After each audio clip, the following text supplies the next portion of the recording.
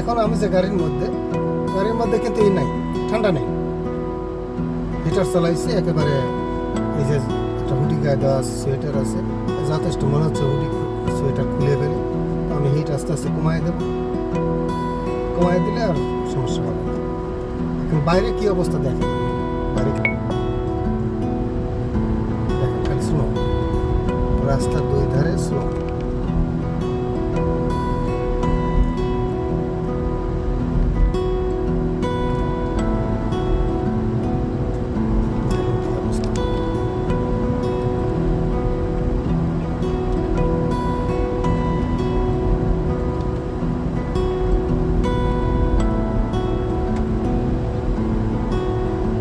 রাস্তার দুই ধারে স্নো, এত বরফ পড়ছে যে শুধু রাস্তাটাই ক্লিয়ার আছে, আর দুই পাশে সাদা সাদা যত দেখা যাচ্ছে সবই বরফ, এত বরফ।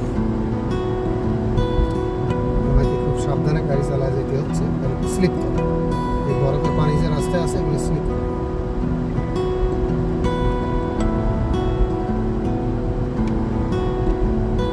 গত রাত্রে এইসব রাস্তায় ওরা লবণ দিয়ে ছিটিয়ে গেছে, কিন্তু তাও কোলাচ্ছে না। লবণ দিলে হয় কি, বরফগুলো গলে আসে, পানি হয়ে যায়, তাড়াতাড়ি শুকায় যায়, তাও কোলাচ্ছে না, এত বরফ। একটু ডান পাশে দেখাই,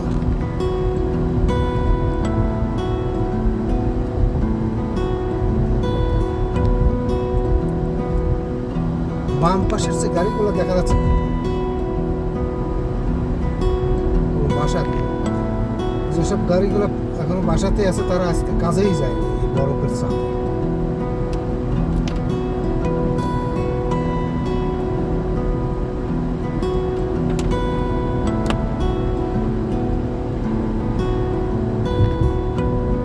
রোদ ঝলমলে বা কিন্তু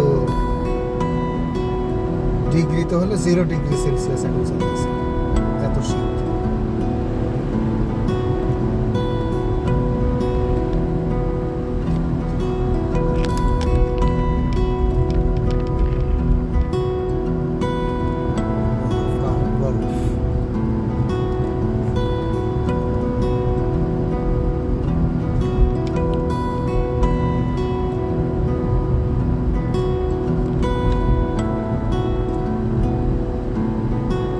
সাদা ডান পাশে যত দেখেন, এই যে বামে একটা স্কুল, সাদা, একেবারে সাদা, যা কিছু দেখা যাচ্ছে সাদা, সবই বরফ, সবই বরফ।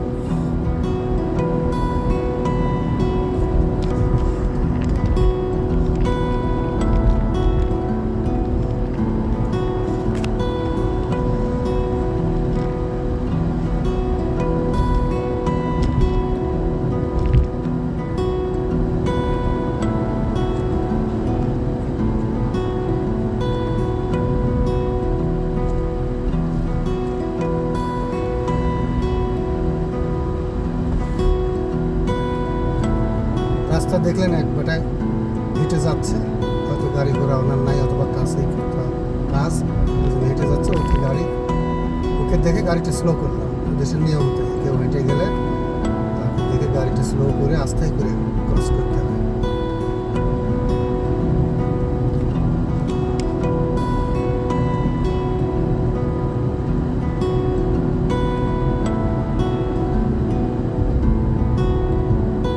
এটা হলো সভ্যতা।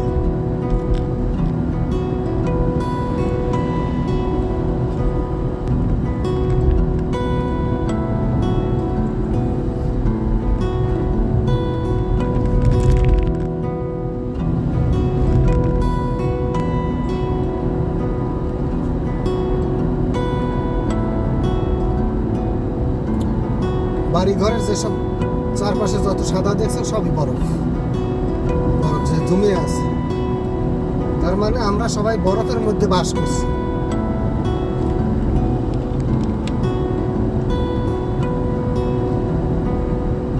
আমরা আগে ভাবতাম বরফের মধ্যে কেমনে মানুষ বাস করে, এখন দেখেন কিভাবে বাস করে। আমি দেখালাম, গাড়িতেও আমাদের হিট আছে, বাড়িতেও আমাদের হিট আছে, সুতরাং কোনো জায়গায় আমরা ঠান্ডার মধ্যে থাকি না। আমরা যেখানে কাজে যাব সেই সব জায়গায় হিট আছে, যদি কোনো দোকানে যাই সেই জায়গাও হিট আছে, দোকানেও হিট আছে।